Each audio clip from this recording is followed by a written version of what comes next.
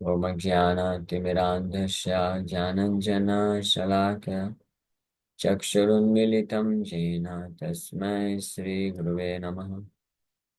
नमः विष्णुपादाय कृष्णप्रेष्ठाय भूतले श्रीमते भक्तिवेदान्त स्वामिन्निति नामिने। नमस्ते सारस्वती देवे गौरवाणी प्रचारिणे निर्विशेषा शून्यवादी पाश्चात्य देश तारिणे नित्यानंद नमस्तुभ्यं प्रेमानंद प्रदायिने कलौ कल्मषनाशाय जानवापतये नमः। नमो महावदन्याय कृष्ण प्रेम प्रदायते कृष्णाय कृष्ण चैतन्य नामने गौरतुसे नमः। जय श्री कृष्ण चैतन्य प्रभु नित्यानंद श्री अद्वैत गदाधर श्रीवासादि गौर भक्त वृंद। हरे कृष्णा कृष्णा कृष्णा हरे हरे हरे राम राम राम हरे हरे। हरे कृष्ण। सो आप सभी भक्तों का हार्दिक स्वागत है आज के प्रातःकालीन श्रीमद् भागवतम की चर्चा में। सो हम लोग चर्चा कर रहे हैं Srimad Bhagavatam first canto 6 chapter 6 chapter and verse number 36। इस श्लोक पे चर्चा कल प्रारंभ किए थे। सर्वं तदेदमाख्यातं यत्पृष्टवहं त्वया नघ जन्म कर्म रहस्यं मे अवतश्चात्मतोषणम्। सर्वं तदिदमाख्यातं यत्पृष्टवहं त्वया अनघा। श्री नारद मुनि बोल रहे हैं श्री व्यास देव जी को कि हे अनघा, हे पाप रहित, आप के द्वारा पूछे जाने पर सर्वम हर चीज मैंने आख्यातम वर्णन किया है। सो जितना पूछा गया था उससे वास्तव में ज्यादा ही व्याख्या कर दी। पूछा तो गया था कि क्या कारण है हृदय में मुझे असंतुष्टि महसूस हो रही है। उस कारण बताएं कि आपने जो है भगवान की शुद्ध भक्ति का ही एकमात्र वर्णन नहीं किए, मिक्स करके भी बहुत कुछ आपने शास्त्र में वर्णन कर दिया है। इसलिए अब आप क्या करिए, एक ऐसे ग्रंथ की रचना करिए जिसमें केवल भगवान कृष्ण की विशुद्ध भक्ति का वर्णन होगा, ज्ञान कर्मादि अनावृतम, समस्त प्रकार के भौतिक प्रलोभन लाभ देने वाली विचारधाराओं से मुक्त करके। धर्म प्रोज्जिता कैतवत्र, धर्म प्रोज्जिता प्रोज्जिता कैतव धर्म अत्र प्रोज्जिता। जितने भी cheating type of religious system है, धोखा देने वाले जो धर्म है, उनको निकाल के फेंक दो, तब आप संतुष्टि महसूस करोगे। हाँ, धोखा देने वाले धर्म क्या है? ये जितने भी कर्मकांडीय हिसाब किताब है, ज्ञान कांडीय हिसाब किताब है, और ये सारे जो है धोखा देने वाले थे। कर्म कांड ज्ञान कांड सब विषय भांड, ये नरोत्तम दास ठाकुर बोलते हैं। कर्म कांड, कर्म कांड, ज्ञान कांड, विषय भांड। विषय भांड, भांड समझते हैं ना? विषय के भांड है सब, भांड मतलब बर्तन। इसमें केवल विष है, विष, और कुछ नहीं। लेकिन क्या करें, अनफॉर्चुनेटली ज्यादा इस पे वर्णन करेंगे तो लोग नाराज हो जाते हैं। Anyway, our duty is to just state whatever is truth. Shri Narottam Das Thakur से कर्म कांड ज्ञान कांड केवल विषय भांड फॉर अ वैष्णव। ठीक है, आप पहले ही बताते रहे, ये भक्तों के लिए हम बोल रहे हैं, वैष्णव के लिए बोल रहे हैं। हाँ? वैष्णव जो नहीं है, जो भगवान नारायण को कृष्ण की भक्ति नहीं करना चाहते हैं, उनके लिए कर्मकांड ज्ञान कांड ठीक है, वो लोग कर सकते हैं, क्योंकि इसके बहाने वो लोग आगे बढ़ते हैं, ऊपर बढ़ते हैं। तो for them it is okay. वो लोग क्योंकि कुछ नहीं कर रहे हैं, अगर ये भी नहीं करेंगे, कर्म कांड ज्ञान कांड भी नहीं करेंगे, तो पाप करेंगे और नरक में जाएंगे। तो कम से कम कर्म कांड ज्ञान कांड करके पुण्य तो करें और धीरे धीरे आगे बढ़ें। लेकिन भक्तों के लिए, फॉर अ वैष्णव, द कर्म कांड and jnana kanda sections of Vedas are unnecessary. ये अनावश्यक है, कोई जरूरत नहीं है। Indeed real Vaishnava takes these sections as a poison pot. वैष्णव के लिए ये अनावश्यक है। यहाँ तक कि जो शुद्ध वैष्णव है ना, रियल वैष्णव, यानी जेन्युइन वैष्णव होगा, तो वो ये कर्म कांड ज्ञान कांड को विष के समान देखता है, पॉइजन है, पॉइजन जहर है, मृत्यु हो जाएगा। किस चीज का मृत्यु होगा? बहुत लाभ मिलेगा, कर्मकांड यज्ञ करेंगे, व्रत करेंगे, इतना अच्छा फैसिलिटी मिलेगा, सुख सुविधा मिलेगी, ऐश्वर्य मिलेगा, स्वर्ग में जाने को मिलेगा, देवता बन जाएंगे। और ज्ञान कांड करेंगे तो संसार से मुक्त हो जाएंगे, मुक्ति प्राप्त कर लेंगे। विष क्यों है? ये विष इसलिए है कि विष क्या करता है, जहर क्या करता है, मार देता है। क्या मार देता है ये कृष्ण भक्ति को मार देता है। हाँ, कृष्ण भक्ति को मारता है।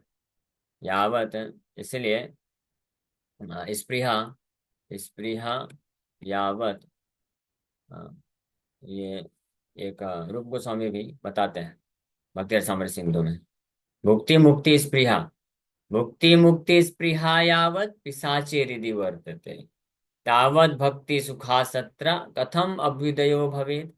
Where is the possibility? The material desire to enjoy the material world and the desire to become liberated from material bondage are considered to be two witches।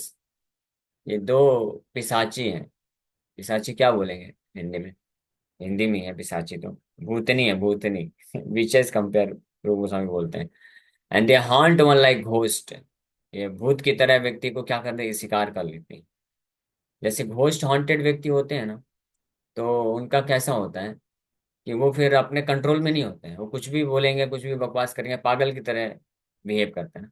उसी प्रकार से ये दो जो लोग ये भुक्ति मुक्ति स्पृहा जैसी जो है, स्पृहा मतलब इच्छा, भुक्ति और मुक्ति की इच्छा रूपी जो घोस्ट है उससे हॉन्ट हो जाते हैं ना, तो वो फिर बराबर तरीके से शुद्ध भक्ति की बातें नहीं कर सकते।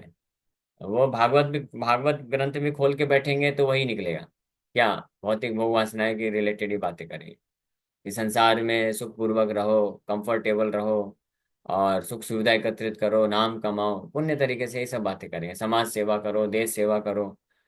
भगवान कृष्ण के चरण कमलों में शुद्ध भक्ति प्राप्त करना है, इसका कोई वर्णन नहीं करेगा। हरिनाम, हरिनाम के प्रति रुचि विकसित करना है, वर्णन नहीं करेगा।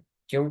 क्योंकि he is haunted by ghost, ghost के साथ, इस भूत के साथ हॉन्टेड, शिकार हो चुका है। So as long as this witches remain within the heart, how can one feel transcendental bliss? जब तक ये विचेस, ये भूतनी किसी के हृदय में रहेंगी, कौन सी भूतनी? ये इच्छा बोल रहे हैं, भुक्ति मुक्ति की इस इच्छा, स्पृहा को बोला जा रहा है। Problem is from our side. कर्म कांड ज्ञान कांड में प्रॉब्लम नहीं है, लेकिन हमारे हृदय में भौतिक इच्छा है, और वो जो है फैसिलिटी प्रदान कर देता है, तो हो गया फिर काम। इसलिए जब तक कोई ये, जिसके हृदय में विचेस रहेंगे, तब तक वो आध्यात्मिक आनंद को प्राप्त नहीं कर सकता। As long as this two witches remain in the heart, there is no possibility of enjoying the transcendental bliss of devotional service. Very clear cut भक्त समर सिंधु में रूप गोस्वामी प्रभुपाद लिखते हैं। एनीवे, तो ये कर्म कांड ज्ञान कांड विषेर भांड, विष के समान होता है। जो कृष्ण भक्ति, जो शुद्ध भक्ति का भाव है, उसको उसको जो है नष्ट कर देता है। तो ये प्रश्न पूछा गया था शिला व्यास देव जी के द्वारा, यद पृष्ठो अहम त्वया नघा। व्यास देव जी तो ये पूछे थे कि क्या कारण है कि मैं असंतुष्टि महसूस करता हूँ। तो श्री नारद मुनि ये तो बता दिए कि आपने बहुत सारा ये जो कर्म कांड ज्ञान कांड भी डाल दिया है बीच बीच में। भक्ति का भी वर्णन किए थे, ऐसे नहीं कि व्यास देव जी भक्ति का वर्णन नहीं किए थे, बाकी शास्त्रों में किए थे, क्योंकि वो जानते हैं व्यास देव जी का उद्देश्य वास्तव में शुद्ध भक्ति ही देना था। वो लोगों को भ्रमित नहीं करना चाहते थे, लेकिन व्यास देव जी ये विचार कर रहे थे कि लोगों को डायरेक्ट शुद्ध भक्ति बस बता देंगे तो लोग जो है भाग जाएंगे, स्वीकार नहीं करेंगे, नखरे करेंगे, बहानेबाजी करेंगे। तो इसलिए कम से कम उनको कुछ प्रलोभन के माध्यम से आकर्षित करते हैं, और फिर उनको बीच बीच में भक्ति भी दे देंगे। हाँ, ये उनका उद्देश्य तो बहुत अच्छा था। हाँ, लेकिन समस्या क्या हो गई कि लोगों को अगर प्रलोभन दो, तो वो प्रलोभन को प्राप्त करके फिर वो bye bye tata bye bye करके निकल जाते हैं, हरे कृष्ण जप नहीं करते फिर। हाँ, वो इंटरेस्ट नहीं लेते हैं फिर। जैसे ही शुद्ध भक्ति की बात आएगी वो छोड़ देते हैं। जैसे महाभारत में इतना सारा चीज वर्णन किए और बीच में गीता डाल दिए। वेद व्यास जी सोचे कि महाभारत को पढ़ने के बहाने, इसमें महाभारत में एक्शन है, थ्रिल है, पॉलिटिक्स है, रोमांस है, ये सारी चीजें हैं, तो लोगों को यही सब सुनने में जानने में अच्छा लगता है, तो इसके बहाने आएंगे, पढ़ना चालू करेंगे, और फिर बीच में मैं गीता डाल देता हूँ, गीता पढ़ लेंगे, समझ जाएंगे, देहात बुद्धि से ऊपर उठ जाएंगे, बैठ के हरे कृष्ण जप करेंगे। हाँ, लेकिन वेद व्यास जी को क्या मालूम था कि लोग ऐसे निकलेंगे कि पूरा महाभारत पढ़ेंगे, बीच में जब गीता आएगा तो उसको निकाल के फेंक देंगे। हाँ। तो श्री नारद मुनि इस बात को जानते हैं, इसलिए श्री नारद मुनि बोले कि ये सब नहीं करने का फालतू काम, कि लोगों को प्रलोभित करने के लिए सब मटेरियल अट्रैक्शन दिखाओ, भौतिक आकर्षण दो, और फिर ये एक्सपेक्ट करो कि वो लोग शुद्ध भक्ति करेंगे। नहीं, आप डायरेक्ट प्योर कृष्ण कॉन्शियसनेस प्रस्तुत करो। डायरेक्ट जो है शुद्ध कृष्ण भक्ति को बाल बताओ लोगों को। जो लोग फॉर्चुनेट होंगे, चिन्वंती गायंती गृणंती साधवा। नारद मुनि बोल कि श्रृणवंती गायंती गृणंती साधु, जो साधु लोग होंगे ना, जिनका हृदय शुद्ध हो गया है, ये सब फालतू दुनिया भर के बाकी काम धाम करते करते करोड़ों करोड़ों जन्मों से, तो वो लोग जो है श्रृणवंती अच्छे से सुनेंगे, गायंती गाएंगे, गृणंती स्वीकार कर लेंगे आप जो भी शुद्ध भक्ति का वर्णन करेंगे, साधु ऐसे साधु लोग। तो ऐसे साधु लोगों के ऊपर आपको विचार करना चाहिए और उनको शुद्ध भक्ति मात्र दो। ये नारद मुनि वर्णन कर दिए थे। इतना ही प्रश्न पूछा गया था। लेकिन एक स्टेप आगे जाकर के श्री नारद देव जो है बड़ी कृपा करके बोले कि मैं आपको एक एग्जाम्पल भी बताता हूँ। हाँ सुनो ध्यान से। जो इस प्रकार से भागवत मार्ग को स्वीकार करके बहुत ही पतित अवस्था से उच्चतम अवस्था को प्राप्त कर दिए। तो कौन सा एग्जाम्पल देता हूँ, मैं अपना ही दे देता हूँ ना, इसमें कौन सी बड़ी बात है, इसमें क्या हर्ज है। दैट इज ह्यूमिलिटी, कितनी विनम्रता है ना। कि नारद मुनि अपना खुद का एग्जाम्पल दे दिया कि कैसे मेरे को श्राप मिला और मैं दासी पुत्र बन गया, उसके बाद शुद्ध वैष्णव की कृपा से मैं इस स्टेज को प्राप्त किया हूँ।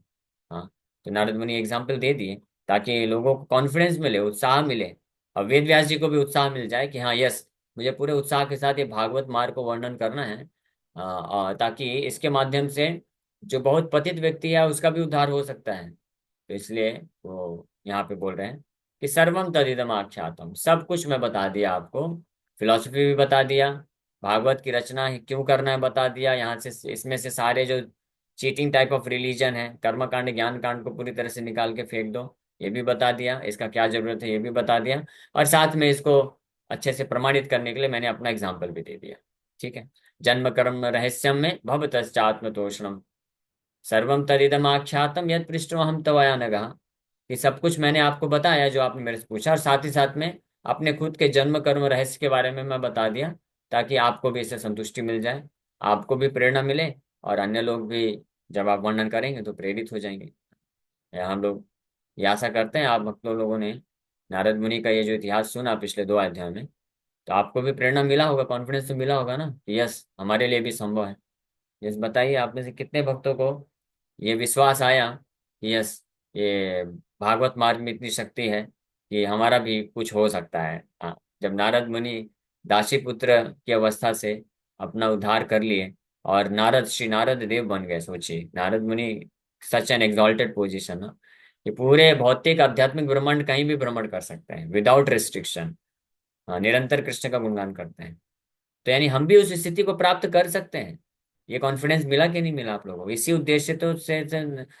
उद्देश्य के लिए तो नारद मुनि अपना इतिहास बताए ना, साधन सिद्धि का एग्जाम्पल है, ताकि कोई बहानेबाजी ना करे, ना बोले कि अरे वो तो भगवान के नित्य पार्षद हैं, हम क्या, हम तो बद्ध जीव आत्माएं हैं। नहीं, नारद मुनि बोल रहे हैं कि मैं भी आपके जैसे था, दासी पुत्र था। यानी दासी पुत्र मतलब शूद्र का पुत्र था, शूद्र थे नारद मुनि। ब्राह्मण क्षत्रिय वैश्य परिवार में जन्म नहीं लिए थे, शूद्र परिवार में जन्म लिया था।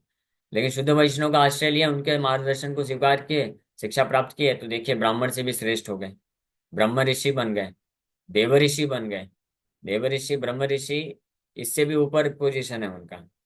देव ऋषि ब्रह्म ऋषि भी कई लोग होते हैं, लेकिन नारद मुनि उनसे भी श्रेष्ठ हैं। ब्रह्मा जी के पुत्र के रूप में प्रकट हुए, लेकिन वास्तव में वो ब्रह्मा जी से भी उनकी स्थिति ऊपर है, क्योंकि वो दिव्य हैं। दिव्य, उनका शरीर दिव्य है, उनके कार्यकलाप दिव्य है, ट्रांसेंडेंटल है। प्रकृति के विनाश होने पे उनका विनाश नहीं होता है, वो भगवान की सेवा के लिए बस प्रकट होते हैं। जैसे भगवान प्रकट और अप्रकट होते हैं, आविर्भाव होता है भगवान का, वैसे ही नारद मुनि का भी ऐसे आविर्भाव होता है। यानी भगवान के जैसी स्थिति उनको मिल गई, सोचिए। तो कितना बड़ा ये सौभाग्य है। कोई बहाना नहीं देना चाहिए हमको भक्ति करने का, कोई कलयुग नहीं है, ये सतयुग चल रहा है, आपको मालूम है ये सतयुग चल रहा है। श्री चैतन्य महाप्रभु का जो युग है, चैतन्य महाप्रभु आए हैं 10,000 साल तक, कलयुग है ही नहीं, वास्तव में सतयुग है। कलयुग बाहर है, जो चैतन्य महाप्रभु के मूवमेंट के बाहर है उनके लिए कलयुग है। जो श्री चैतन्य महाप्रभु के मूवमेंट में, संकीर्तन मूवमेंट में भाग ले रहे हैं, स्थित हो चुके हैं, उनके लिए कलयुग नहीं है, सतयुग है। सतयुग से ज्यादा श्रेष्ठ स्थिति है। तो इसलिए कभी ये नहीं बोलने का कलयुग है, माया है। तो ऑप्शन हमको, हमारे पास वो भी तो है ना, ऑप्शन भी तो है ना। हाँ, जैसे मान लीजिए कोई बोलता है कि बाहर इतना पॉल्यूशन हो चुका है, बीमारी है, ये है वो है, लेकिन आपके पास हॉस्पिटल भी तो है, डॉक्टर भी तो है, अच्छा ट्रीटमेंट भी तो दिया जा रहा है ना, उसको स्वीकार करना चाहिए ना। जैसे कोई विद्यार्थी स्टूडेंट बोलेगा कि अरे बहुत कंपटीशन बढ़ गया है, मेरे से नहीं हो पाएगा, सब लोग देखो कितना कितना कितने सारे लाखों स्टूडेंट लगे हुए हैं एग्जाम निकालने में, मैं नहीं कर सकता हूँ। तो फिर क्या बोलते हैं, आप क्या बोलते हैं बताइए। आप अपने बच्चों को क्या बोलते हैं जब कोई बच्चा बोलेगा, बहानेबाजी करेगा कि अरे इतने सारे स्टूडेंट लोग एग्जाम दे रहे हैं और इतना सब कुछ है, कठिन है, मैं नहीं कर सकता हूँ, मेरे बस का नहीं है, तो आप क्या बोलते हैं?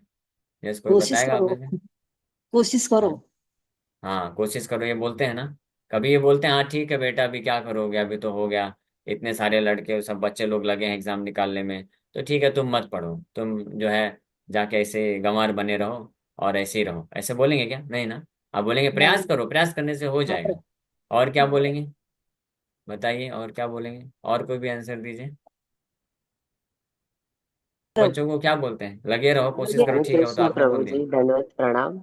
हाँ यस माता जी। हाँ, हम लोग बोलेंगे कि कोई चीज ऐसी है ही नहीं जो इम्पॉसिबल है, सब कर सकते हैं, तू भी कर सकता है, ऐसा बोलेंगे।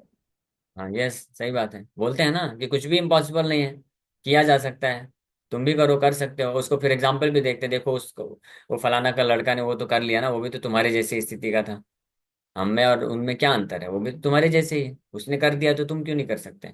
ऐसे कॉन्फिडेंस देते हैं ना। और क्या बोलते हैं? प्रभु जी, माँ हो तो ऐसा बोलेगी कि बेटा भगवान पे भरोसा रखो, सब कुछ ठीक हो जाएगा। हाँ वो तो, हाँ ठीक है, भरोसा, भगवान पे भरोसा, लेकिन प्रैक्टिकल और क्या बोलते हैं? अभी हम भक्ति लाइन की बात नहीं कर रहे हैं, हम वो इधर की बात कर रहे हैं, भौतिक लाइन में। भौतिक लाइन में अगर किसी को कुछ एग्जाम वगैरह निकालना है तो क्या बोलते हैं? हरे तो कृष्ण प्रभु जी, कृष्णा मैं पढ़ाऊँ? प्रभु जी। हाँ यस, दीपा माता जी बोलिए। हाँ प्रभु जी, हम बच्चों को ये बोलते हैं कि एक बार असफल हुए तो क्या हुआ, अगला प्रयास करना है, ताकि हमको सफल होना है। पीछे नहीं हटना है, हाँ हमेशा आगे बढ़ते रहना है। सफलता जरूर मिलेगी। हाँ यस यस, है ना, बोलते हैं ना। हरे कृष्ण ठीक है, जी। अगर एक बार असफल हो गया कोई दिक्कत नहीं, प्रयास करो, फिर से सफल हो जाओगे। यस, वंदना माता जी। हरे कृष्णा प्रभु जी, मैं तो यही बोलूंगी कि आप रोज एक संकल्प के साथ प्रयास करो और फिर देखो, अगर नहीं तुम्हें कुछ महसूस होगा तो फिर आप छोड़ना, लेकिन आप प्रयास करके देखो, पहले ट्राई करो। हाँ यस, सबसे महत्वपूर्ण ये बोलते हरे हैं ना, कृष्ण। प्रयास तो करो कम से कम, संकल्प लो, प्रयास करो, नहीं होगा तो नहीं होगा, लेकिन हम्म। रोक तो नहीं देना चाहिए। हाँ यस, और कौन बोलेगा? हरे कृष्ण हरे प्रभु। कृष्ण हरे प्रभु। कृष्णा प्रभु जी। हाँ हरे कृष्णा। कोशिश करने वालों की कभी हार नहीं होती। हाँ, कोशिश फॉर करने वालों की एग्जाम्पल कभी। And time any time till not succeed, जब तक सफलता नहीं मिलती तब तक प्रयास करना है। एग्जाम्पल हाँ, चीटी है। चींटी का एग्जाम्पल देते हैं, बहुत सारे सैनिक को एग्जाम्पल देते हैं, चींटी का एग्जाम्पल देते हैं, कितना वो चढ़ती रहती है, बार बार गिरती है, फिर चढ़ती है, फिर गिरती है, फिर चढ़ती है, तो जब तक हार नहीं मानती जब तक ऊपर चढ़ नहीं जाएगी। है ना, सोच, एक चींटी से हम सीख सकते हैं। एक चींटी भी होती है, वो भी हार नहीं मानती है क्या, एक एक चीनी का एक दाना खाने के लिए इसको इस संसार में सोचिए, हर कोई, केवल चींटी नहीं, हर कोई, इंद्र तृप्ति की जब बात आती है ना, तो सब पूरा प्रयास करते हैं, खूब, हार कभी नहीं मानते, एक चींटी भी परफेक्ट एग्जाम्पल है। सोचिए, इस जीवात्मा के हृदय में इंद्र तृप्ति करने की इतनी तीव्र भावना है कि वो हार मानता ही नहीं है। वो चींटी जो है चढ़ते रहेगी, चढ़ते रहेगी, और उसको मालूम नहीं, गारंटी नहीं है कि ऊपर चढ़ने के बाद चीनी का दाना मिलेगा कि नहीं मिलेगा, कोई गारंटी है क्या? नहीं मिलेगा। तब भी ऊपर चढ़ेगी, खूब चढ़ेगी, एक सीढ़ी चढ़ जाएगी, ढूंढेगी पूरा सीढ़ी के चारों तरफ, दाएं बाएं जाएगी, नहीं मिलेगा, फिर दूसरा सीढ़ी चढ़ेगी। सोचो कितना कॉन्फिडेंस है। और यहाँ पे तो पूरा का पूरा श्योर है, गारंटीड है कि अगर आप भक्ति मार्ग में नियम पालन कर लेंगे, माला जप कर लेंगे, भक्तों का संग कर लेंगे, गारंटी कृष्ण खड़े हैं आपको वेलकम करने के लिए, आलिंगन करने के लिए। फिर भी हम हार मान जाते हैं, ये क्या बात है? हाँ, और इस संसार में इतने सारे लोग इंद्र तृप्ति करने के लिए कितना प्रयास करते हैं, कभी हार मानते हैं? कभी नहीं मानते हैं, बार बार गिरते हैं, बार बार उठते हैं। हाँ, प्रयास करने वालों की कभी हार नहीं होती है, हम होंगे कामयाब एक दिन। ये सारे भौतिक जगत में जितने भी ये सब प्रिंसिपल अपनाए जाते हैं, आध्यात्मिक जगत में उसका कोई 10% भी अप्लाई कर लेगा ना, तुरंत कृष्ण सामने आ जाएंगे। ये चिंतामणि ने यही बोला था, जो बिल्वमंगल ठाकुर, जो वैश्य से आसक्त हैं। अभी देखो ये एग्जाम्पल, ये सब एग्जाम्पल परफेक्ट होते हैं, मैं एग्जाम्पल दूंगा तो फिर कुछ लोगों को बुरा लगता है, बोलते हैं साधु होकर कैसे लड़का लड़की वाले एग्जाम्पल क्यों देते हैं। अरे हमको शिक्षा लेना चाहिए, ये थोड़ी ना सोचना चाहिए कि क्या एग्जाम्पल दे रहे हैं। बाहर इतना सारा बिलबोर्ड गंदा गंदा चीज दिखाते रहते हैं, मूवीज दिखाते रहते हैं सब, उसमें हम लोग को ऑब्जेक्शन नहीं होता है। और जब कुछ समझाने के लिए शिक्षा, एनीवे जिसको जो सोचना है सोचिए, लेकिन मैं तो एग्जाम्पल दूंगा, परफेक्ट एग्जाम्पल है। बिल्वमंगल ठाकुर चिंतामणि से आसक्त थे, वैश्या के पास जाते थे, तो वो इतने ज्यादा तीव्रता थी उनके हृदय में, जिस दिन उनके पिताजी का देहांत हुआ उस रात्र को भी चले गए। वो चिंतामणि वैश्या परेशान हो गई, बोली कि अरे बाप रे, ये क्या बात है, आप अगर इतना इसका इतना जितनी आपको तत्परता है मेरे लिए, इसका अगर कुछ परसेंट भी अगर कृष्ण के लिए होता ना, तो कृष्ण साक्षात आपको दर्शन दे देते हैं। जैसे ही चिंतामणि ने ये फटकार लगाया उनको, ये बोल करके उनका होश ठिकाने आ गया। इमीडिएटली उसी समय वो डिसाइड कर लिया, मैं सब छोड़ दूंगा, चला जाऊंगा, और संन्यास ले लिए, निकल गए वृंदावन की तरफ। सोचिए, और फिर पूरे डिटर्मिनेशन के साथ वही किए। इसलिए चिंतामणि जो वैश्य थी उसको अपना गुरु के रूप में स्वीकार किए थे। बिल्वमंगल ठाकुर अपने कई भजनों में, बिल्वमंगल ठाकुर वर्णन करते हैं कि चिंतामणि गुरुर में सिकिपुच्छ मौली। मैं कुछ श्लोक दिखाता हूँ, बहुत सुंदर लिखते हैं। चिंतामणि गुरुर में सिकिपुच्छ मौली। हाँ, इधर गया, गूगल बाबा ढूंढ नहीं पाया। सिकिपुच्छ मौली, ये उनका एक ग्रंथ है बहुत अच्छा। हाँ, कृष्ण करणामृत, श्री चैतन्य महाप्रभु के कृष्ण करणामृत ग्रंथ लेके आए थे, और इसको इसको सुनते थे महाप्रभु। सिखी पिछ मौली। ठीक है, कोई भक्त ढूंढ सकते हैं तो निकालिए। शिवम शाहपुरो, देखिए अगर आप निकाल सकते हैं क्या। A song from Shri Krishna, Shri Krishna Karnamrita से। ठीक है, इसमें मिल नहीं रहा है। अच्छा, चेतन में तुम्हें रिपोर्ट करते हैं एनीवे। सो वो इस प्रकार से वो डिटरमाइंड हो गए और चले गए, हार नहीं मानी। तो हमको भी भौतिक संसार के लोगों से सीखना चाहिए। भक्ति विनोद ठाकुर अपने एक भजन में लिखते हैं कि जब मैं भौतिकवादी लोगों को देखता हूँ कि वो इंद्रिय तृप्ति प्राप्त करने के लिए, पैसे कमाने के लिए, नाम कमाने के लिए कितना मेहनत करते हैं, हार नहीं मानते हैं, बार बार उठते हैं, बाउंस बैक करते रहते हैं, तो मुझे प्रेरणा मिलती है कि इनका मैं अपने भगवान कृष्ण की सेवा के लिए मैं कब इस प्रकार से तत्पर होऊंगा। हमको भी इस प्रकार से सोचना चाहिए, एफर्ट लगाना चाहिए। जब हम जब करते हैं तो हमको एफर्ट लगाना चाहिए। हाँ, ये नहीं कि जब नहीं हो पा रहा है, नींद आ रही है, अच्छे से नहीं, मन नहीं लग रहा है, भटक रहा है, तो चलो छोड़ देते हैं। नहीं, चींटी का एग्जाम्पल सोचिए, इमीडिएटली चींटी के बारे में सोचिए कि कैसे चींटी जो है चढ़ती है, गिर जाती है, फिर चढ़ती है, फिर गिर जाती है, 100 बार गिरेगी तब भी हार नहीं मानेगी, फिर भी चढ़ते रहेगी। उसी प्रकार से हम कितनी बार भी असफल हो जाएं, हरे कृष्ण कृष्ण कृष्ण हरे हरे, हरे राम राम राम हरे हरे। आज प्रयास किया हमने, अच्छे से नाम जप नहीं हो पाया, ठीक है, कोई दिक्कत नहीं, फिर से प्रयास करूंगा, कल फिर से प्रयास करूंगा। और कल क्यों करना, अभी करूंगा। जरूरी थोड़ी ना, एक बार आपने सुबह 16 माला बैठ के जप किया, अच्छे से माला जप नहीं हुआ, तो ठीक है, वापस से जॉब से आने के बाद, ऑफिस से आने के बाद फिर से मैं बैठ के जप करूंगा, भले 4 माला 8 माला 10 माला कितना भी, फिर से प्रयास करूंगा, अच्छे से स्नान करके मुंह धो करके बैठ के हरे कृष्ण कृष्ण कृष्ण हरे हरे, हरे राम राम राम हरे हरे। भगवान के पास जाऊंगा, मंदिर आ जाइए यहाँ पे, स्पेशली जो मुंबई में भक्त हैं, बहुत अच्छा उनका सौभाग्य है, मंदिर आ जाइए, प्रभुपाद क्वार्टर है, भगवान के पास है, आश्रय लीजिए, प्रणाम करिए, भगवान को प्रार्थना करिए, फिर स्टार्ट करिए, हरे कृष्ण कृष्ण कृष्ण हरे हरे, हरे राम राम राम हरे हरे। क्यों नहीं हो सकता बताइए, क्यों पॉसिबल नहीं। हाँ, श्लोक आ गया देखिए। चिंतामणि जयति सोम गिरिर्गुरुर्मे, शिक्षा गुरुश्च भगवान सिकिपिच्छ मौलि, यत पाद कल्पतरो पल्लव शेखरेषु लीला स्वयंवर रसम लभते जयश्री। बहुत सुंदर है श्लोक लिखते हैं इसमें, भगवान का गुणगान कर रहे हैं, भगवान को शिक्षा गुरु के रूप में स्वीकार कर रहे हैं कि शिक्षा गुरु च भगवान सिकिपिच्छ मौली। अपने शिखर में, सिर के शिखर में जो मोर पंख धारण करने वाले भगवान, हाँ उनका, उनकी जय हो, मेरे शिक्षा गुरु हैं। और चिंतामणि जो है मेरी शिक्षा गुरु है, हाँ उसकी जय हो। सोमगिरी मेरे दीक्षा गुरु हैं, उनकी जय हो। सोमगिरी उनके दीक्षा गुरु हैं, उनका भी जय करते हैं, चिंतामणि को भी जय करते हैं। तीन गुरु, बिल्वमंगल ठाकुर 3 गुरु स्वीकार करते हैं। सोमगिरी उनके दीक्षा गुरु हुए, और भगवान कृष्ण स्वयं शिक्षा गुरु हुए, क्योंकि जब वृंदावन में चले जाते पूरे डिटरमाइंड होकर के, तो भगवान फिर खुद ही उनके पास आकर के पूरा शिक्षा देते हैं, कैसे व्रज के पूरे बताते हैं। और चिंतामणि को पथ प्रदर्शक गुरु के रूप में भी स्वीकार करते हैं कि उन्होंने मार्ग दिखाया, मुझे इंस्पायर किया जाने के लिए, एक वैश्या से भी इंस्पिरेशन उनको मिल गया। हाँ, तो ऐसे भगवान। All glories to Chintamani and my initiating spiritual master Somgiri. All glories to my instructing spiritual master, the supreme personality of Godhead, who wears peacock feathers in his crown, under the shade of his lotus feet, which are like desire trees. Jai Shri Radharani enjoys the transcendental mellow of an eternal consort. तो ये कृष्ण का नाम में वर्णन करते हैं, तो हम भी इस प्रकार से इंस्पिरेशन ले सकते हैं। ऐसे अनेकों उदाहरण हैं शास्त्रों में, जहाँ पे जो है इस प्रकार से भौतिक तरीके से भौतिकवादी लोगों से भी प्रेरणा लेके आगे बढ़ते हैं। तो हमको भी इस प्रकार से बढ़ना चाहिए, हम इंस्पायर करते हैं। इसीलिए इसीलिए नारद मुनि भागवत में, अन्य पुराणों में इतनी सारी कथाएं क्यों सुनाई जाती हैं बारंबार? ध्रुव महाराज का कथा क्यों आ रहा है, प्रहलाद महाराज का, ध्रुव महाराज का, श्री नारद मुनि अपना इतिहास बता रहे हैं, और फिर चित्रकेतु महाराज हैं, अनेकों अनेकों उदाहरण हैं।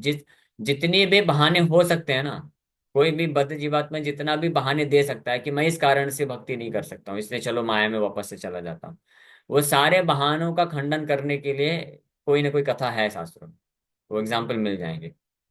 हाँ, इसलिए कोई बहाना नहीं दे सकता है।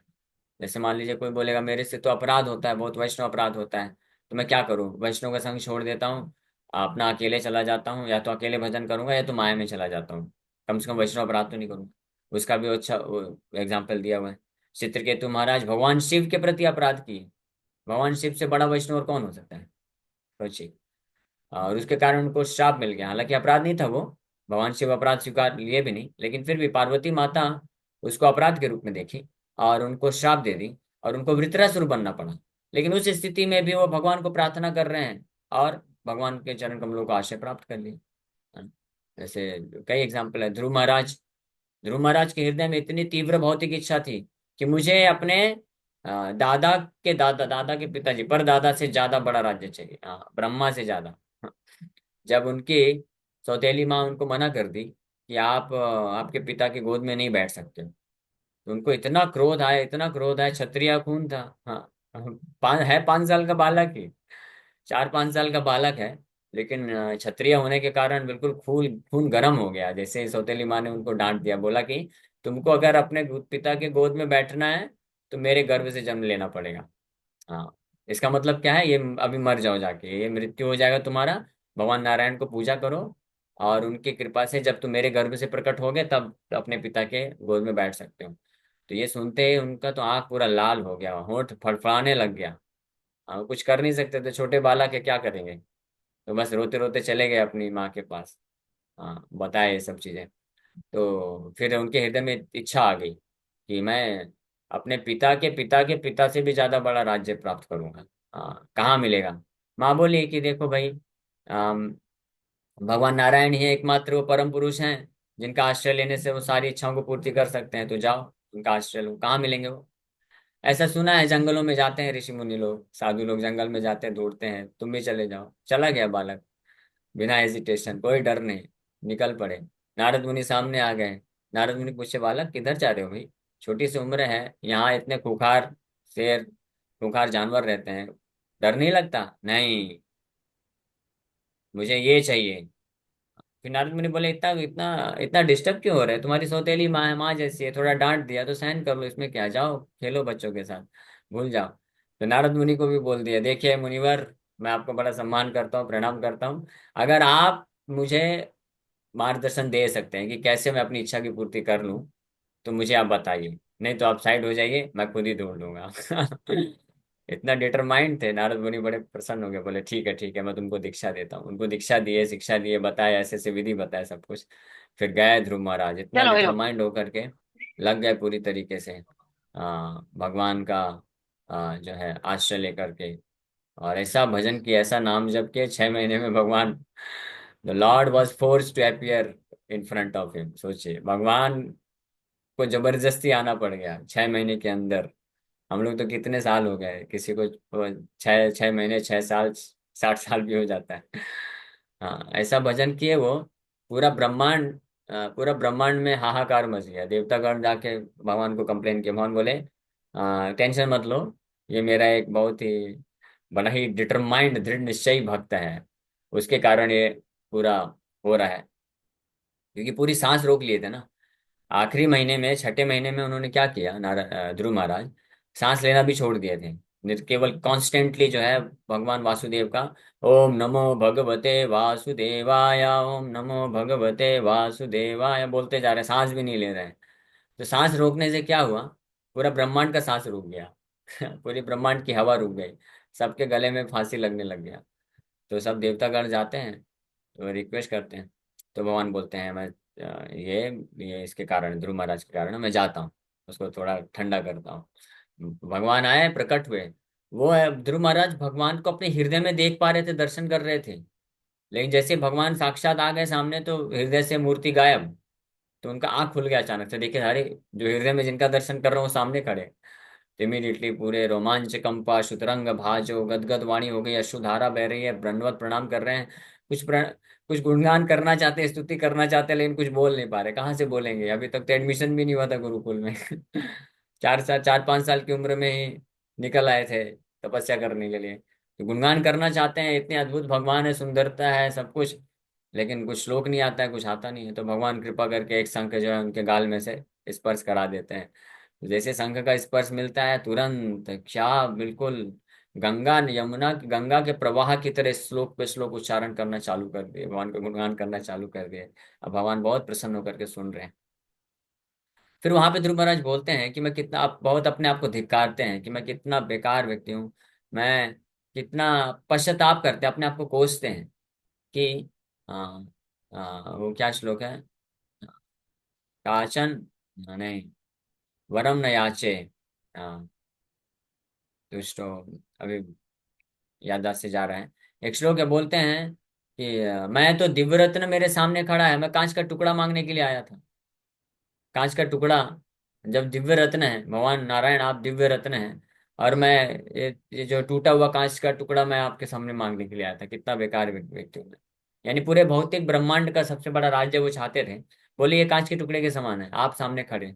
तो भगवान बोले नहीं ध्रुव, तुमने इच्छा किया था, मैं देना चाहता हूँ। ध्रुव महाराज बोले नहीं, मुझे नहीं चाहिए, मुझे आप चाहिए बस, मुझे और कोई इच्छा नहीं। भगवान बोले नहीं नहीं, तुमको जो है इच्छा थी, तुमने इच्छा किया था, इसलिए मैं दूंगा तुमको। भगवान दे दिए। फिर 36,000 वर्षों तक पूरे पृथ्वी के राजा बन के रहे।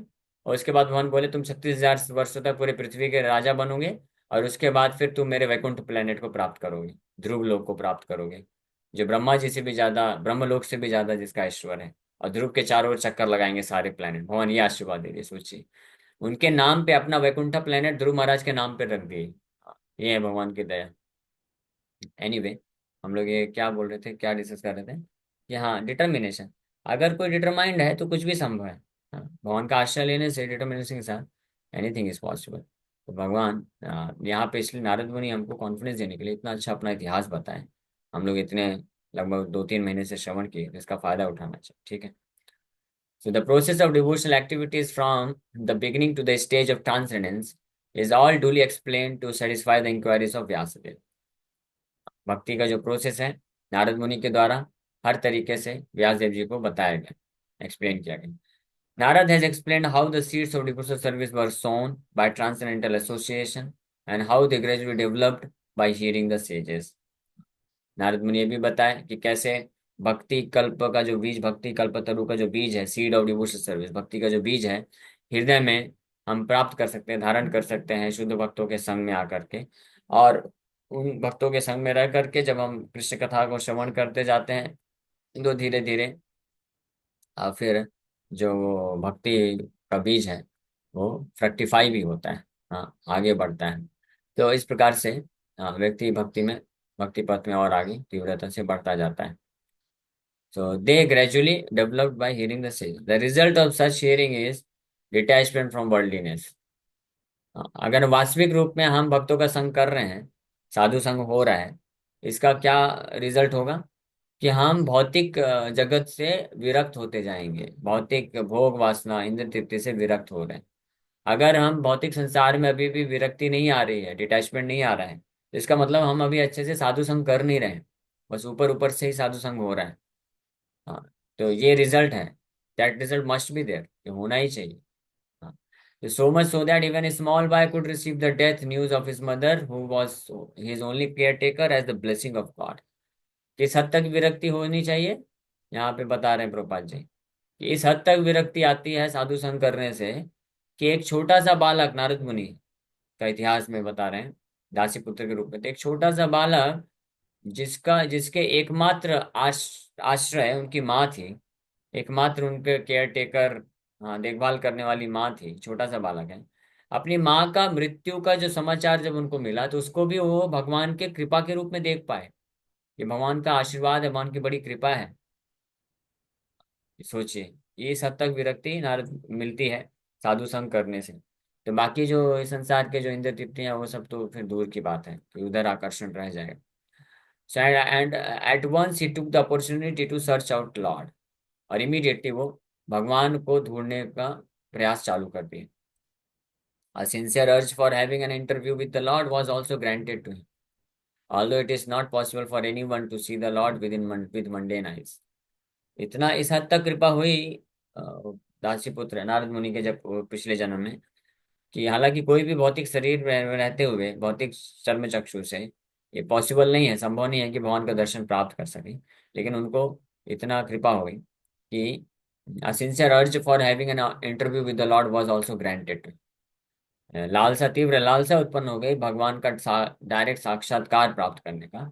और सिंसियरली जब वो साधन में लग गए तो भगवान को हृदय में वो साक्षात्कार दर्शन, साक्षात दर्शन प्राप्त कर भी पाए, और फिर भगवान को सुन भी पाए, भगवान उनको जो दिए इंस्ट्रक्शन दिए वो भी। तो ये है सब शुद्ध भक्तों की कृपा से उनको ये प्राप्त हुआ। She also explained how by execution of pure transcendental service one can get rid of fruitive action of accumulated work, and how he transferred his material body into a spiritual one.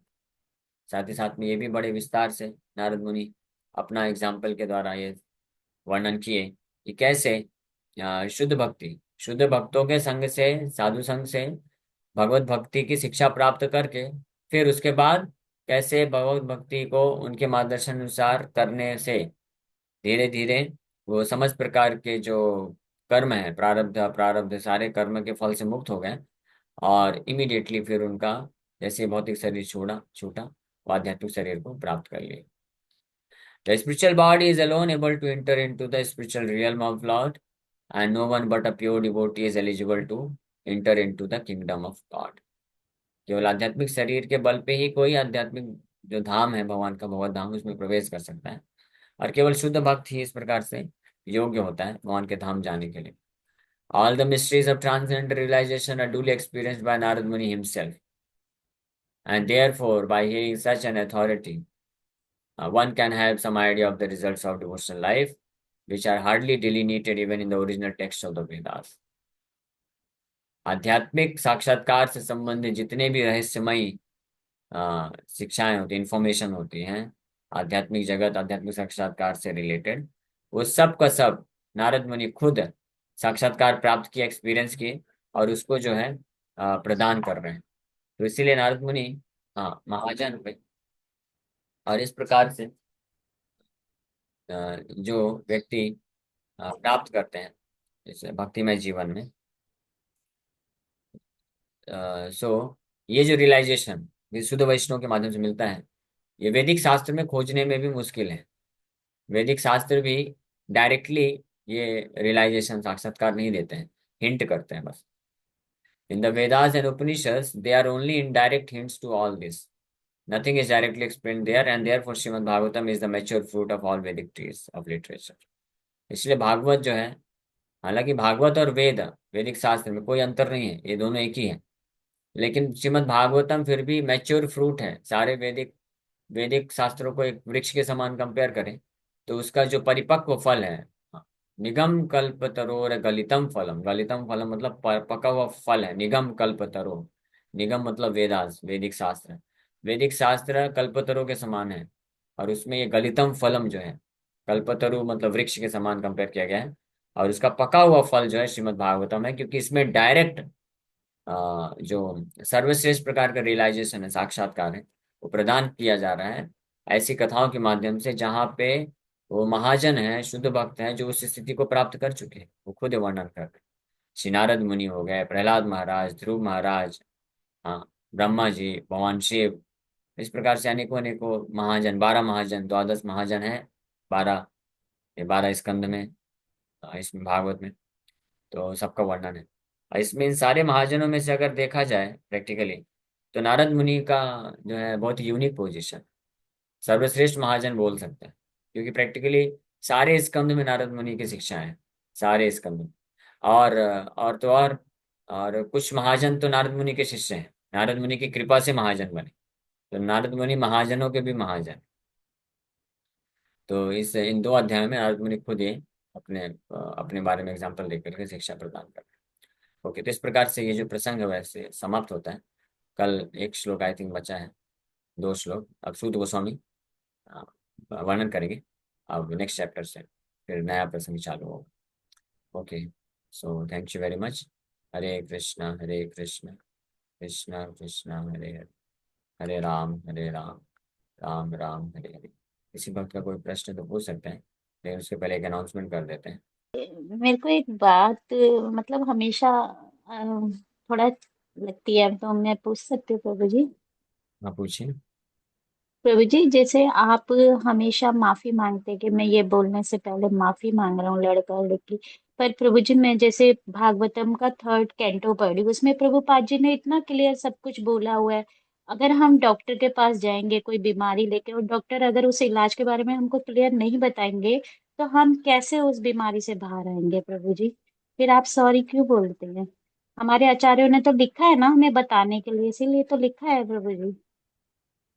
तो सही बात है, इसलिए सत्य बताना जरूरी है। तो सत्य तो मैं बताता हूँ, लेकिन फिर भी कुछ लोगों को बुरा लगता है, इसलिए मैं माफी मांग लेता हूँ। या बुरा मत मानिए, क्योंकि मेरा उद्देश्य किसी को पर्सनली किसी की भावनाओं को ठेस पहुंचाना नहीं है। और मुझे पता भी नहीं है कौन से भक्त लोग कितना है, किसी के जीवन के बारे में नहीं, मुझे आप पर्सनली ऐसा कुछ नहीं कुछ पता नहीं है। बोलते प्रभु जी, आप तो बहुत इसलिए अच्छे से समझाते हैं। हमारे आचार्यों ने तो आपसे भी ज्यादा खुल के बताया हुआ है हम लोगों को इस चीजों के बारे में। अगर हम भागवतम को ध्यान से पढ़े तो बहुत खुल के उन्होंने डिस्क्राइब किया हुआ है प्रभु जी। हाँ सही बात है, वो तो है। बट फिर भी आ, किसी भक्त को बुरा ना लगे, इसलिए हम ऐसे माफी मांग लेते हैं। अब बाकी ये बात तो सही है, हम लोग कॉम्प्रोमाइज नहीं करने वाले हैं। जो सत्य है उसको हम बताएंगे ही। और रही बात है कि ये जो माया से संबंधित चीजों का वर्णन करते हैं, तो ये उद्देश्य माया से निकालने के लिए होता है। जैसे उदाहरण के लिए, जब पैर में कांटा लग जाता है ना, तो कांटे को कांटे से ही निकाला जाता है। हाँ, जिस प्रकार से कोई दूध खाने से उसका पेट खराब हो जाता है, तो दूध ही उसका इलाज बनता है, दूध को दही बना के खाने से इलाज होता है। ये बात जो है भागवत में सुखदेव गोस्वामी भी बोलते हैं। मैं आपको दिखा देता हूँ, कल ही मुझे पढ़ते वक्त मिला। तो SB 2.7.53 में सुखदेव गोस्वामी इस बात को वर्णन करते हैं कि माया माया के बारे में जो डिस्कशन है, उसको माया समझ करके त्यागना नहीं चाहिए। वो डिस्कशन से हम कृष्ण के माया से मुक्त हो सकते हैं। ये देखिए, मायाम वर्ण यतो अमुष्या ईश्वरस्य अनुमोदता शन्वता श्रद्धया नित्यम माया मायया आत्मन मुह्यति। जो व्यक्ति माया के वर्णन को भगवान से कनेक्शन में, भगवान के रिलेशन में सुनेगा, वर्णन करेगा, यानी भगवान से कनेक्ट करते हुए। हाँ, इसका षण्वता षण्वता श्रद्धया नित्यम, इसको श्रद्धा के साथ सुनना चाहिए और समझना चाहिए कि किस उद्देश्य से वर्णन किया जा रहा है। तो ऐसा सुनने से माया आत्मन मुह्यति, वो माया से फिर वो व्यक्ति मुह्यत नहीं होगा, भ्रमित नहीं होगा। हाँ, the lord's activities in association with his different energy should be described, appreciated and heard in accordance with the teachings of the Supreme Lord. If this is done regularly with devotion and respect, one is sure to get out of the illusory energy of the Lord, भगवान की। तो इसलिए ये वर्णन कई जगह में आता है, भागवत में है। भागवत तो अमल पुराण है। अमल पुराण मतलब इसमें कोई भी मल नहीं है, लेकिन फिर भी भागवत में अनेकों प्रसंग हैं जहाँ पे ये सब बातें की गई हैं, खुल के बात की गई है कि क्या क्या रिजल्ट होता है, किस किस प्रकार के पाप होते हैं। वो सब खुल के बात की गई है, कोई छुपाया नहीं गया। हम लोग भी करते हैं, बट फिर भी कुछ लोगों को ठेस पहुंच जाता है, इसलिए हम पर्सनली व्यक्तिगत रूप में माफी मांग लेते हैं। ओके। जी हरे प्रभु जी, कृष्ण। पर आप बहुत अच्छा बोलते हैं प्रभु जी। आपको ये बिना संकोच के बोला करिए प्रभु जी, बहुत अच्छा समझाते हैं। अगर आप संकोच करेंगे तो फिर हम कैसे समझेंगे? और प्रभु इसलिए जी, बोल हरे रहे हैं। कृष्ण प्रभु जी, और जिसको बुरा लगेगा ना वो क्लास में ना आए, ज्यादा अच्छा है। जिसको ऐसा लगे कि आप गलत बोलते हैं, हम लोग को जब नई प्रॉब्लम है तो फिर आप कैसे अपने आप को बार बार माफी मांगते हैं ना, तो हम लोग को बुरा लगता है कि आप ऐसे बोलते हैं कि जी बार बार। प्रभु जी, आप व्यास आसन नहीं, पे बैठे हैं, आप हमारे शिक्षा गुरु की तरह हमें बहुत अच्छा प्रचारित। जी दंडवत प्रणाम। प्रभु जी, कोई भक्त है, वो शुद्ध मन से भक्ति करता है, तो उसका भौतिक बुद्धि है उसका भी विकास होता है क्या? क्योंकि बहुत बार हमने सुना है, जैसे संत तुकाराम महाराज हो गए, वो तो स्कूल में गए भी नहीं थे, बट उन्होंने 4,500 अभंग लिखे। तो ये कैसे समझना चाहिए हमारे जीवन में? यस, तो ये बुद्धि ददामि बुद्धि योगम तम, भगवान कृष्ण गीता में बोलते हैं, तेषाम सतत युक्ता नाम भजताम प्रीति पूर्वकम। ददामि बुद्धि योगम तम येन माम उपयांति थे, कि जो मेरा सतत मेरे भजन में लगता है, सेवा में लगता है, सिंसियरली मेरे मुझे याद करता है, तो मैं उसको बुद्धि देता हूँ, उसको किसी चीज़ की कमी नहीं रह जाती। तो भगवान बुद्धि देते हैं अपने भक्तों को। ऐसे अनेकों एग्जाम्पल हैं। श्रील गौर किशोर दास बाबा जी महाराज, वो तो कुछ पढ़ना नहीं जानते थे, लिखना नहीं जानते थे, अपना सिग्नेचर भी करना नहीं जानते थे, लेकिन उनके शिष्य कौन बने? श्रील भक्ति सरस्वती ठाकुर प्रभुपाद, जो कि सारे वैदिक शास्त्रों के महान विद्वान थे, उनके शिष्य बनते हैं। और श्रील भक्ति सरस्वती ठाकुर महाराज बताया करते थे कि मेरे गुरु महाराज श्रील गौर किशोर दास बाबा जी महाराज जब भी मुझे इंस्ट्रक्शन देते थे, कुछ बोलते थे, तो वो उनके मुख से केवल शास्त्र के वचन निकलते थे। हालांकि कभी वो शास्त्र पढ़ नहीं पाए, लेकिन क्योंकि नामनिष्ठ थे, पूरी तरह से हरिनाम में निष्ठ थे, शुद्ध नाम जप करते थे, भगवान कृष्ण के प्रति पूर्ण प्रेम था, तो भगवान कृष्ण उनके हृदय में उपस्थित होने के कारण उनके हृदय से वो शास्त्र बोलते थे। ये सत्य बात है। लेकिन हमको शास्त्रों को पढ़ना भी है, समझना भी है, क्योंकि शास्त्र पढ़ने से ज्ञान जब हम सुनते हैं, श्रवण करते हैं, तो उससे हमारा हृदय शुद्ध होता है और हमको संबंध ज्ञान, तत्व ज्ञान मिलता है, क्लियर होता है, तो हम भगवान के प्रति आसक्ति बढ़ती है, और फिर हम उस आसक्ति से भगवान में और तीव्रता से नाम जप कर सकते हैं। हमारे लिए दोनों जरूरी है। लेकिन अगर कोई ऐसे महान भक्त होते हैं, शुद्ध भक्त होते हैं, जो ऑलरेडी दिव्य स्तर पे हैं, तो उनको शास्त्र पढ़ने की आवश्यकता नहीं होता है। वो जो भी बोलते हैं, सोचते हैं, करते हैं, वो सब शास्त्र ही है। वो चलते फिरते शास्त्र होते हैं, ऐसा बोल सकते हैं। ठीक है। ओके। ओके जी।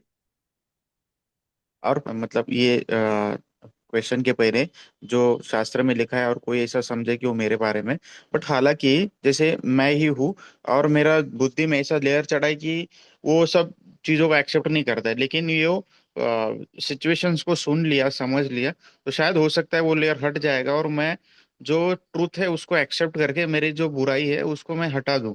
तो वो भी बहुत जरूरी है, क्योंकि मैं अभी माया में हूँ या फिर अज्ञानता में हूँ, तो वो सुनने से शायद हो सकता है कि मेरा सुनते वक्त दुख हो जाए, यस। लेकिन सुनने के बाद पता चले कि ये सब मेरे लिए ही था और इससे मुझे बाहर जाना चाहिए। तो ये भी बहुत अच्छा है। लोगों को थोड़ा टाइम देना पड़ेगा, धीरे धीरे समझ जाएंगे ये सब चीजें। यस, इसलिए शास्त्र की जो शिक्षाएं हैं, हम जो एज इट इज हम प्रस्तुत कर देते हैं, फिर हो सकता है उसको पूरी तरीके से पालन करने में समय लगे हमको। हम ये एक्सपेक्ट भी नहीं करते, आशा नहीं करते हैं कि जो भी बताएगा इमीडिएटली अगले दिन ही आप सब शुद्ध भक्त बन जाइए। मैं खुद भी शुद्ध भक्त नहीं हूँ अभी, मैं खुद भी प्रयास कर रहा हूँ। लेकिन शास्त्र की शिक्षा हमको जब पता रहेगी, तो कम से कम उसको लक्ष्य बना करके हम उस तरफ आगे तो बढ़ पाएंगे ना। इसलिए शास्त्र को एज इट इज प्रेजेंट करना चाहिए। ओके। पे कुछ पास था क्या पहले का, जैसे नारद मुनि का था, क्योंकि इतना डिटर्मिनेशन इतनी कम एज में आना भगवान के लिए। तो निश्चित रूप में पास्ट उनका होगा ही, लेकिन भागवत में तो ऐसा वर्णन नहीं है, तो मुझे आइडिया नहीं, किसी अन्य पुराण में वर्णन होगा, तो अभी तक मैंने श्रवण नहीं किया, सुना नहीं। लेकिन निश्चित रूप में कुछ ना कुछ पास्ट तो होगा ही।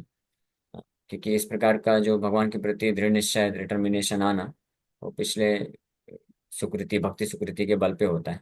जैसे विल्मा मंगल ठाकुर का भी एग्जाम्पल है। तो वो जो चिंतामणि ने उनको जब ऐसे ही फटकार लगाया, तो वो तुरंत उसको स्वीकार कर पाए। क्यों? क्योंकि वो पास्ट उनका था। वास्तव में बाद में बताया जाता है ऐसा, कि उनके गुरु जो हैं, उनके गुरु, वो चिंतामणि जो वैश्य थे, उसके माध्यम से उन्होंने प्रेरित किया था उनको। पिछले जन्म में वो एक सन्यासी थे, महान सन्यासी थे, भाव भक्ति के स्तर पे पहुंच चुके थे, लेकिन उनसे किसी कोई वैष्णव अपराध हो गया था। तो वैष्णव अपराध के कारण उनको वापस से जन्म लेना पड़ा, और इस प्रकार से उस अपराध के कारण उनको एक वैश्या से आसक्ति हो गई। इस प्रकार के जो घृणित कार्य में वो लग गए। लेकिन फिर से उनको जैसे ये उनका अपराध भंजन हुआ, तो वापस से उनको प्रेरणा मिली, और वो स्वीकार करके आगे बढ़ सके। नहीं तो संसार में तो कितने ही लोग हैं जो बहुत दुख प्राप्त करते हैं, बहुत रियलाइज, समझ में आता है कि संसार दुख है, लेकिन सब भक्ति की तरफ प्रेरित नहीं हो पाते हैं। लेकिन दुख मिलने के बाद अगर कोई प्रेरित होता है भक्ति में, तो इसका मतलब पूरे जन्म में वो भक्त था, कुछ अपराध के कारण उसको ऐसे संसार में कुछ कंडीशन में फंसना पड़ता है, और फिर जैसे ही उचित समय आता है तो प्रेरित होकर निकल जाते हैं। ठीक है। ओके। तो जी बस यही था कि जो नए चेंजेस हुए हैं वो ग्रुप में यदि डाल दें तो ज्यादा अच्छा है। ने बताया वो प्रभु जी से वैष्णव अपराध हो गया था, उसकी वजह से उनको वापस जन्म मिला। तो हमसे कभी गलती से अज्ञानता की वजह से वैष्णव अपराध होता है, बट यही जीवन में हम शुद्ध नाम जब करते हैं, तो क्या वो अपराध वो वाइप आउट हो जाता है या फिर उसका सजा है वो मिलेगा ही मिलेगा?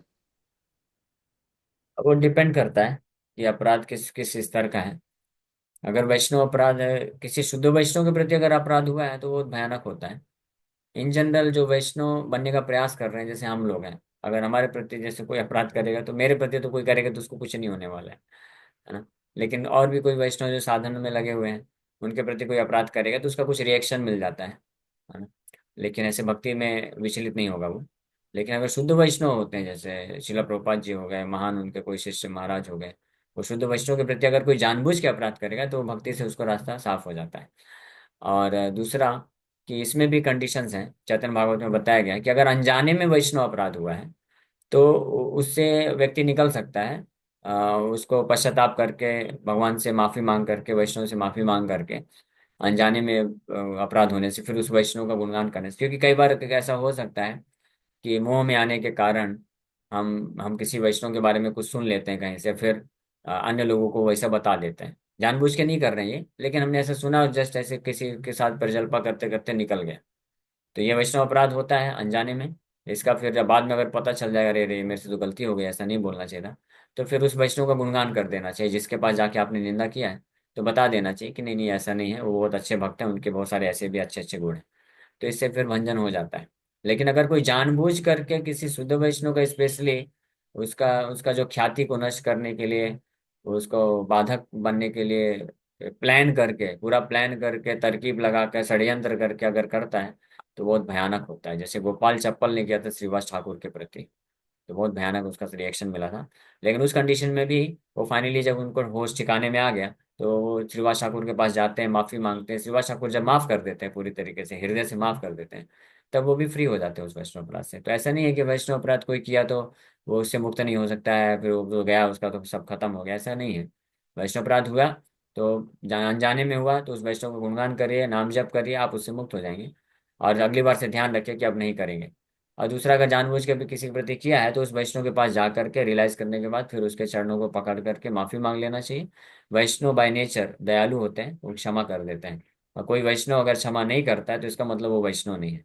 ठीक है, तो हम माफी मांग लेना चाहिए। तो अगर हृदय से माफी मांग लेते हैं तो कोई भी शुद्ध वैष्णव होते हैं, तो अगर कोई जानबूझ के भी उनके प्रति अपराध किया है लेकिन बाद में अगर उसने रियलाइज कर लिया, माफी मांग लिया, तो इमीडिएटली माफ कर देते हैं, वो खुश हो जाते हैं। ओके। ओके प्रभु ठीक जी, है, दंडवत। तो समय हो गया है अभी। हरे हरे कृष्ण प्रभु जी, धन्यवाद। हरे कृष्णा। प्रभु जी, जैसे अपन लोग भी भक्तों के साथ सेवा करते हैं तो थोड़ा 19-20 हो जाता है, तो कभी कभार एक दूसरे से बता देते तो इसमें भी भयंकर अपराध लगते हैं। यस, इसमें भी अपराध होने का चांसेस रहता है। इसलिए हमको सावधान रहना चाहिए कि अगर मान लीजिए मेरा किसी भक्त के साथ अनुबंध हो गया, ठीक है, तो मुझे फिर अन्य भक्तों को फोन कर करके या बातचीत कर करके उसके बारे में नहीं बोलना चाहिए कि वो तो ऐसा है वैसा है फलाना ढिमकाना है। अपने तक सीमित रखिए। आपको कुछ उसके बारे में कुछ चीजें पसंद नहीं आ रही ना, तो या तो आप उससे बात करके क्लैरिफाई कर लीजिए, या फिर उसके वरिष्ठ भक्त जो है, कॉन्फिडेंस में जो है, उनसे जाके चर्चा करिए इसका समाधान करने के लिए। सबके पास जा जाके नहीं बोलना चाहिए, क्योंकि क्या होगा ना, देखिए, मान लीजिए आपको मेरी बात कुछ पसंद नहीं आई, तो आप या तो मेरे से पूछ लीजिए, डायरेक्ट क्लैरिफाई कर लीजिए, या फिर भी नहीं हो रहा है तो फिर आप मेरे जो काउंसलर हैं उनसे बात कर लीजिए, उनको बता दीजिए कि ऐसा ऐसा इनका मुझे आचरण सही नहीं लग रहा है। तो मेरे काउंसलर फिर जो होंगे मुझे करेक्ट करेंगे, सुधार करेंगे। वो अन्य किसी को जाके बताएंगे नहीं ये सब चीज़ें, और सुधार भी हो जाएगा, मामला यहाँ पे सुधर जाएगा। लेकिन मान लीजिए आप अपने किसी मित्र को फिर 2 4 10 लोगों को फोन कर करके बताएंगे कि अनंत रूप गौरदास ये तो ऐसा है वैसा है वैसा है, तो ये अपराध हो सकता है। और फिर क्योंकि वो लोग भी जो सुनेंगे ना, तो वो लोग भी उसमें और मिर्च मसाला लगा के फिर अन्य जगह बताएंगे। फिर इस प्रकार से पूरा चेन हो जाता है, और हर तक किसी, और फिर क्या होता है ना, कि जितने बार पास डाउन होता है, जितने बार पास होता है ना ये इन्फॉर्मेशन, उतने बार उसमें बहुत सारा मसाला लग लग कर करके वास्तविक रूप में जो नहीं दोष था वो भी दोष फिर वर्णन होने लग जाता है। समझ पा रहे हैं ना आप? इसलिए ये जी। बहुत खतरनाक होता है कि लोग जो होते हैं ना, अलग अलग वैरायटी के लोग हैं, अपने अपने मन बुद्धि का जो दूषित जो मन बुद्धि या चीजें उसमें मिक्स कर करके पता नहीं क्या क्या फिर चीजें हो जाती है। कोई छोटा सा चीज होगा, मान लीजिए कुछ छोटा सा दोष होगा किसी के अंदर, तो उसका आपने किसी को बता दिया, तो उसमें फिर और 2 चीजें और ऐड करके वो फिर अन्य लोगों को बताएगा, फिर उसमें और ऐड करके वो अन्य बताएगा। तो इसमें फिर क्या होता है कि अंतिम तक पहुंचते पहुंचते ऐसी निंदा होने लग जाती है उसकी कि जो उसका है ही नहीं, वास्तव में वो दोष है ही नहीं। तो इसलिए फिर वो निंदा होने लग जाती है, तो फिर ये बहुत भयानक अपराध हो जाता है, और फिर उसके जिम्मेदार आप बन जाएंगे क्योंकि आपने चालू किया ये सब। समझ में आ रहा है ना? इसलिए जी कभी भी किसी प्रभु वैष्णव जी, में एक कुछ दोष भी लगे, कुछ समस्या भी, आपको कुछ अनबन भी हो जाए, तो उसको अपने तक सीमित रखिए, क्लैरिफाई कर लीजिए। अन्य लोगों को इस प्रकार से कभी इन्वॉल्व नहीं करना चाहिए। प्रभु जी एक चीज और थोड़ा सा, प्रभु जी जैसे आपने बताया नारद मुनि का कि उनका फास्ट था, प्रभु जी जैसे हम भी भक्ति में तो लगे हैं, लेकिन अभी इतना अनर्थ है जीवन में, मतलब अपने ही मतलब जीवन में, तो प्रभु जी जैसे हम भक्ति कर रहे हैं, किसी किसी तरह से हम शुद्ध भक्त बनने की कोशिश नहीं कर रहे, मतलब हो पा रही है, तो प्रभु जी जैसे हमारी मृत्यु हो गई, अगला जन्म मिलेगा, तो हमारी भक्ति वहीं से ना मिलेगी प्रभु जी की, मतलब तो हाँ, यस यस, जिसने। ये तो कितनी हाँ बताया गया है। आप टेंशन मत लीजिए, जहां तक भक्ति आपने कंप्लीट किया है उसी के आगे से फिर आप वहां से कंटिन्यू करेंगे, ठीक है ना। वो कभी नष्ट नहीं होता है। ओके, ठीक है। हरे कृष्ण।